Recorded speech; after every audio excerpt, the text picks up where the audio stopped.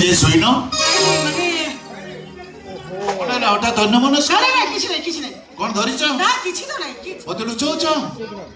কইবা দরকার নাই সে ফটোକୁ তবে যোଉଠି ଯୋଉ ଜାଗାରେ ରଖିଲ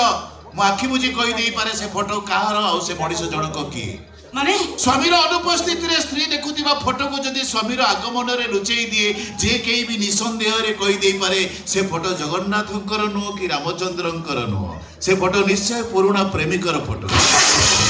ଠିକ କହିଲି ନା ଗୀତା যদি জানিছ তাহলে পচাশ কইবি ସ୍ୱାମୀମାନେ କ୍ରୀତଦାସ ଏକଥା ସତ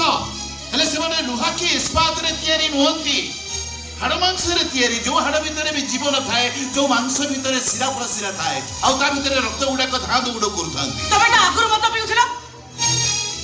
ଏମିତି ତ କଥାବାର୍ତ୍ତା